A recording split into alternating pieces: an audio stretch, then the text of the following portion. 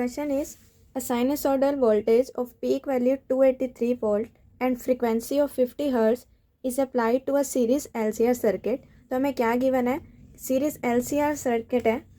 LCR means inductor, capacitor and resistance. ये तीनों series में कनेक्टेड है विद AC वोल्टेज सप्लाई. और इस वोल्टेज सप्लाई की हमें क्या वैल्यू, पीक वैल्यू गिवन है. It means V0, where V0 is the peak value of voltage. ये हमें गिवन है 283 volt and frequency is nu से रिप्रेजेंट कर सकते हैं. और F फ्रीक्वेंसी हमें गिवन है 50 hertz. Now in which R, L and C इनकी वैल्यूज हमें गिवन है. Then we need to calculate first impedance of this circuit and second is phase difference between voltage source and current, power dissipated in the circuit and power factor. तो ये बहुत ही important question है. इसमें आपके series LCR circuit से related सारे topics covered हो जाएंगे. तो स्टार्ट करते हैं. ये हमारा क्वेश्चन है जिसमें ये सारी कंडीशंस हमें गिवन थी. अब फर्स्ट पार्ट क्या कैलकुलेट करना था हमें, इम्पीडेंस ऑफ द सर्किट. तो इम्पीडेंस का क्या फॉर्मूला होता है, Z is equal to square root R² plus XL minus XC का होल स्क्वायर. जहाँ पे XL क्या होगा, resistance of this due to this inductor and XC is resistance due to this conductor. तो इनकी वैल्यूज पुट कर देंगे where XL is omega into L and XC is 1/ओमेगा L. तो यहीं आप देख लो XL will be greater than XC, इसलिए हमने क्या लिखा, XL माइनस XC का whole square where omega is equal to 2 pi into frequency. तो यहाँ से हम वैल्यू पुट करेंगे, Z विल बी, तो स्क्वायर रूट हम बाद में लगा लेंगे कैलकुलेशंस के बाद. तो हम यहाँ स्क्वायर कर लेते हैं, R² प्लस XL को लिख दिया हमने ओमेगा L माइनस 1/ओमेगा C का square. So it will be R² plus, तो यहाँ हम पहले इनकी वैल्यूज़ कैलकुलेट करके फिर पुट करते हैं इस इक्वेशन में. Now omega L will be 2 pi into 50 into L क्या गिवन है 25.48 मिली हेनरी. Milli is 10⁻⁻3. और इसको ओपन करेंगे तो ये आ गया 2 इंटू 50 इज 100. तो 100 को लिख दिया मैंने इंटू 10⁻². ओके. नाउ अब हमें इन दोनों वैल्यूज़ को मल्टीप्लाई करना है. 3.14 इंटू, इसको मैं नियरली ले लेती हूँ 25.5 और यहाँ से आ जाएगा डिवाइड बाय 10.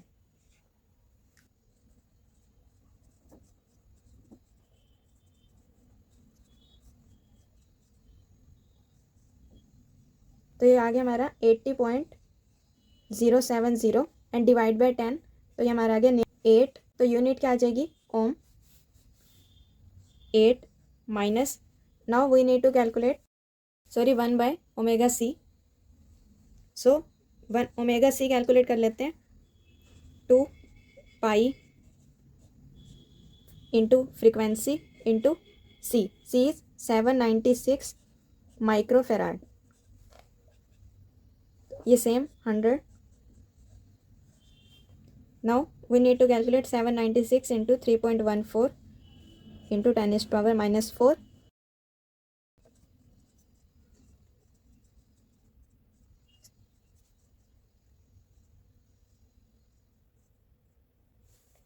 To 499.44 into 10⁻⁻4. ये हमारा है ओमेगा C और हमें क्या कैलकुलेट करना है, 1/ओमेगा C. So 1 divide by this term या जगह 10⁻4 2499.44. तो इसको हम नियरली क्या ले सकते हैं, 2499 को ले सकते हैं 2500. बस इसको हम ओपन कर लेते हैं ताकि कैलकुलेशन ईजी हो जाए.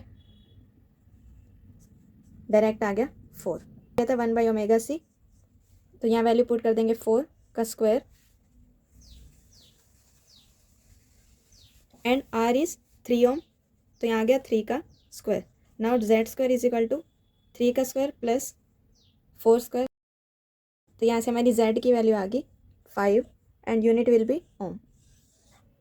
तो first part complete. Now second part में हमें कैलकुलेट करना है phase difference between the voltage across the source and the current.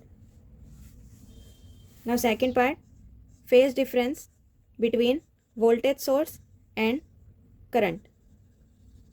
तो फेज डिफरेंस का क्या फॉर्मूला होता है? Phase difference is equal to tan inverse XL minus XC divide by R. तो ये फॉर्मूला कहाँ से आता है?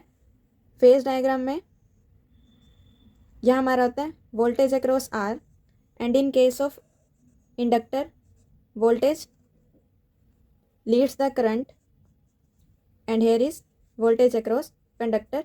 तो यहाँ से क्या आता है? VL is greater than VC. VL is greater than VC because XL is greater than XC. तो यहाँ से हम इसको क्या लिख लेते हैं? ये वाली साइड को हम लिख लेते हैं VL minus VC. VL minus VC. तो ये जो ट्रायंगल आता है this is angle phi and phi क्या होता है? tan phi. Perpendicular VL minus VC divide by base is VR. तो फॉर्मूला यूज आता है V is equal to IR, जहाँ से आ जाता है ये वाला फॉर्मूला. तो इनकी वैल्यूज पुट करेंगे. Phi is tan inverse XL की हमने वैल्यूज क्या कैलकुलेट की थी? XL is 8 ohm and XC is 4 ohm. तो यहाँ वैल्यू पुट कर देंगे 8 minus 4 divide by R is 3. So now tan inverse 4/3. अगर आप यहाँ तक स्किप करना चाहो तब भी आपका आंसर सही होगा. अगर आप वैल्यू कैलकुलेट करना चाहो तो भी कर सकते हो इस मेथड से. तो या क्या मैं इसको ऐसे लिख सकती हूँ tan phi is equal to 4/3. और ये किसके इक्वल होगा? Perpendicular by base. तो ये आप ट्रायंगल ड्रॉ करोगे. P will be 4, base will be 3 and Pythagoras theorem से आ जाएगा आपका हाइपोटेन्यूज विल बी 5. तो ये एक ट्रायंगल होता है. ये ट्रायंगल जिसके एंगल्स होते हैं 37 degree and angle is 53 degree. उसकी साइड्स होती हैं 37 स्मॉलेस्ट एंगल है इन तीनों में से. तो इसके सामने वाली साइड आ जाएगी 3. 90 के मैक्सिमम एंगल के सामने 5 and in front of 53 is 4. तो हमारा यही ट्रायंगल बन रहा है. तो इस ट्रायंगल को देख के हम यहाँ एंगल्स ड्रॉ कर लेंगे. तो 5 के सामने वाला एंगल क्या आएगा? Maximum that is 90 degree and in front of 3 37 degree and here will be 53 degree.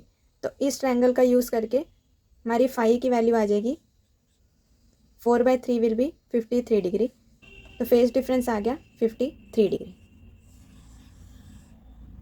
ये एक ऐसा ट्रायंगल है जो आपको 53 और 37 डिग्री की वैल्यूज़ देगा. तो ये फेज डिफरेंस होगा जिससे करंट क्या करेगा? लैग करेगा फ्रॉम वोल्टेज.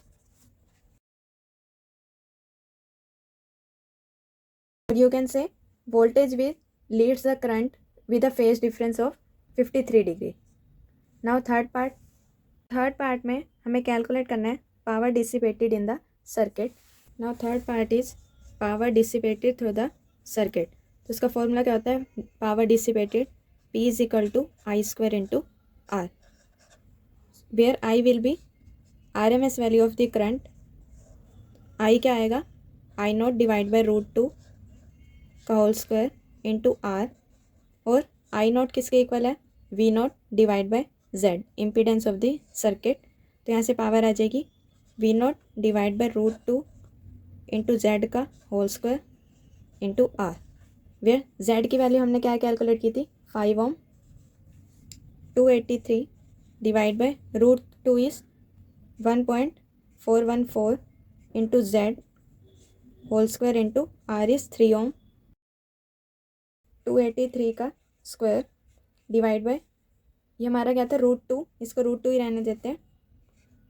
तो नीचे आ जाएगा √2 का स्क्वायर इज़ 2 एंड 5 का square is 25. So it will be 50 into 3. और आप क्या कर सकते हो? नीचे 50 से डिवाइड ना करना पड़े इसके लिए हम क्या करेंगे? 2 से मल्टीप्लाई एंड 2 से डिवाइड. तो ये टर्म आ जाएगी 100. तो बस आपको यही वैल्यूज़ कैलकुलेट करनी है जहाँ से आपका आंसर आ जाएगा 4800 वोल्ट. फोर्थ पार्ट में हमें कैलकुलेट करना है value of the power factor. Now the part is power factor. Power factor का क्या फॉर्मूला होता है? Power factor is equal to cos phi और equal to R divide by Z. Phi हमने क्या कैलकुलेट किया था? 53 डिग्री. तो पावर फैक्टर की वैल्यू आ जाएगी कोस 53 डिग्री. और आप कैलकुलेट कर सकते हो by using this formula. R is 3 divide by Z is 5, जहाँ से हमारा पावर फैक्टर आ जाएगा 5/3 इज़ 0.6. तो ये हमने 4 पार्ट्स कंप्लीट कर लिए. आई होप ये क्वेश्चन में आपको कोई डाउट नहीं होगा. इस क्वेश्चन में बस आपको फॉर्मूले अच्छे से सारे लर्न होने चाहिए, फेस डायग्राम्स. और ये जो 53 डिग्री एंड 37 डिग्री का मैंने ट्रायंगल बनाया है, ये भी आपके बहुत से क्वेश्चन इस ट्रायंगल से सॉल्व हो जाएंगे. 37 degree and this angle was 53 degree, 3, 5 and 4. तो अगर अभी भी कोई डाउट है इस क्वेश्चन से रिलेटेड तो प्लीज़ अपना डाउट कमेंट सेक्शन में शेयर करना. और if you like this video please subscribe my channel. Thank you.